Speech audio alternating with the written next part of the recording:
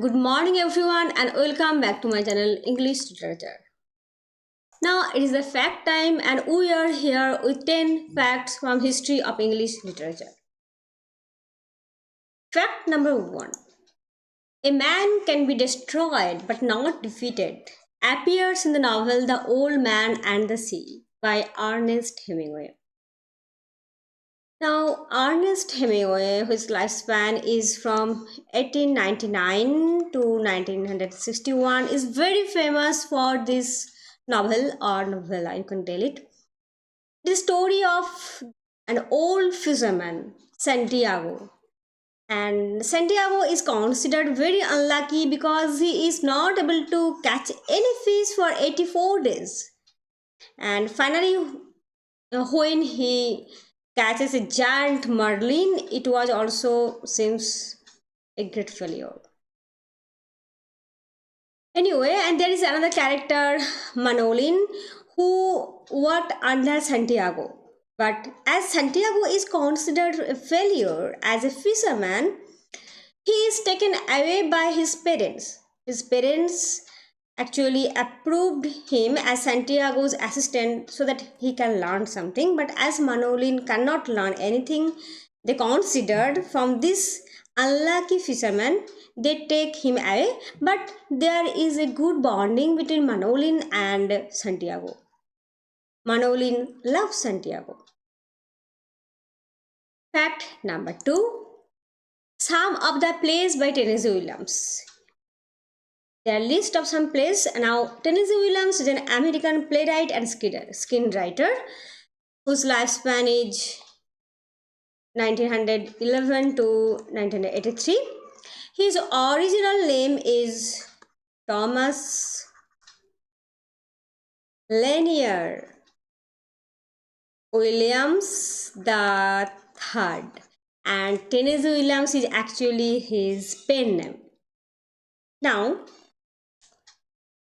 he is very famous playwright and screenwriter, and these are the list of his plays. And among them, you have mostly read The Glass Menagerie. I think it is not mentioned here, but it is also a very important work of him. Next, Robert Frost. Robert Frost is an American poet. 1874 to 1963. He is called a New England poet, and we are known about the poems. There is Stopping by Woods on a Snowy Evening, The Road Not Taken, Mending Wall. These are some of the important poems by Robert Frost. Fact number 4. The Sea is Calm Tonight. The Sea is Calm Tonight occurs in Matthew Arnold's Dover Beach. In the poem, the very first line is "The sea is calm tonight." It is a lyric poem that was first published in 1867. And you can reach faith through pure love. That is the message. You can reach faith through love. So that is the message of this poem. Number 5, the term Gothic. This category of fiction, it is applies to architecture. Now, Gothic literature refers to a particular genre of writing where they will find horror, themes of dark horror, supernatural elements, and actually it comes from a special type of architecture that is called Gothic. And in those novels or those work of Gothic literature, you will find that type of architecture, that type of building and scenario. Now, Horace Walpole's The Castle of Otranto.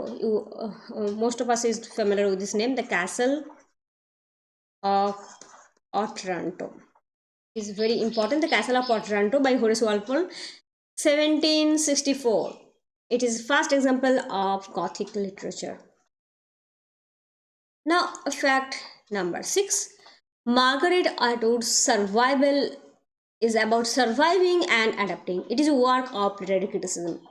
And in this work, Atwood actually explored the Canadian literature, survey of Canadian. It is a survey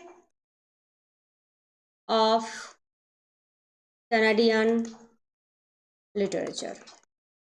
It is published in 1972. Fact number 7, miracle plays.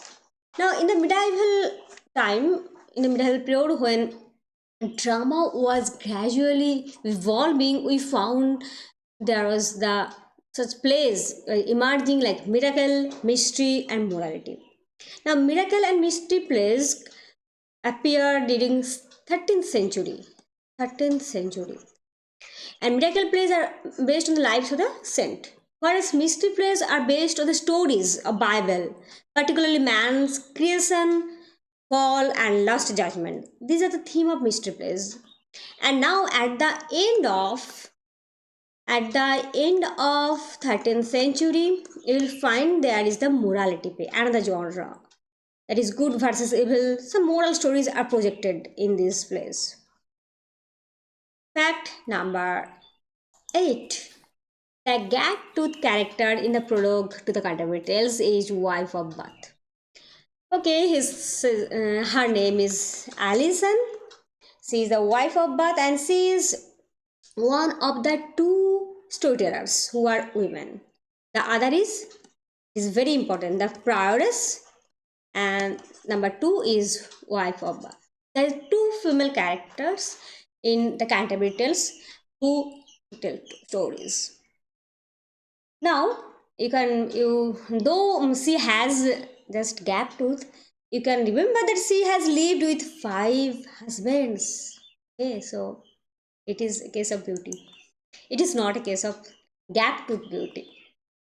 Now, fact number 9, the Red Cross Knight in Spenser's Fairy Queen represents virtue and holiness. Okay, I think I have made a short on this. The knights and the virtues they represent. You can make a list on it. The knights and the virtues. Now, we all know that Fairy Queen is actually an epic poem. And it is divided in 6 parts. And the first 1 to 3, it is published in 1590. And again, it was republished in 1596. Then it included the other parts from 4 to 6. So together they republished in 1596. Now fact number 10. Present fears are less than horrible imaginations. Appears in Macbeth. It is told by Macbeth himself. I have made a detailed video on Macbeth and there is the explanation of this speech. The fear that you feel in the face of actual danger is less than the fear you imagine. Okay. So if you like to visit my blog, there is blogalvina.com and phoenixpublish.com. You can visit me there and thank you for staying with me. Have a good day.